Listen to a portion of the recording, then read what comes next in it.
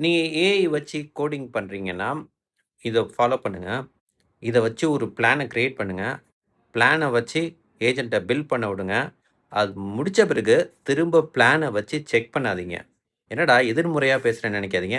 அது நான் என்ன சொல்ல வரேன்னா, இது வந்து பிளான் பண்றப்ப இது ஒரு சில அசம்ப்ஷன் பண்ணியிருக்கோம். பட் ஆனா அது எக்ஸ்ப்ளோர் பண்ணி பில்ட் பண்றப்ப சில அசம்ப்ஷன் தப்புன்னு தெரிஞ்சு சொந்தமா சில முடிவுகள் எடுத்து மாத்தி பண்ணிட்டு போவோம்.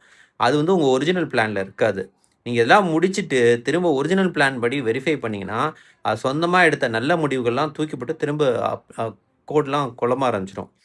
ஸோ இத எப்படி சொல்ல வராங்கன்னா, இந்த இனிஷியலா வர பிளான் வந்து கொஞ்சம் டியூரபிளா இருக்கணும். அதாவது கொஞ்சம் மாற்றத்துக்கு உட்பட்டதா இருக்கணும். ஸோ அத வந்து ரொம்ப ரிஜிடா நீங்க ஃபாலோ பண்ணக்கூடாது. அது ஒரு காம்பஸா வச்சுக்கணும். ஒரு இடத்துலேருந்து ஒரு இடத்துக்கு போறதுக்கான டைரக்ஷன் தான். நீங்க போறீங்க, இடையில வந்து வழி மறிச்சிருக்கு, ஏதாச்சு மரம் உழுந்து கிடக்குது, இல்ல ரோடு கொஞ்சம் டைவர்ஷன் ஆகுதுன்னா, நீங்க கொஞ்சம் டைவர்ஷன் எடுத்துட்டு போணும். இல்ல இதுபடி தான் போணும்னு அடம் பிடிச்சிட்டு இருக்கக்கூடாது.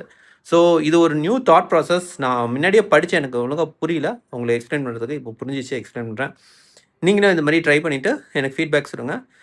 ஸோ அதான் பிளான் எடுத்துங்க. பட் அதே பிளான வச்சு வெரிஃபை பண்ணாதீங்க. அத வந்து ஒரு காம்பஸா ட்ரீட் பண்ணுங்க. செக் லிஸ்ட்டா ட்ரீட் பண்ணாதீங்க.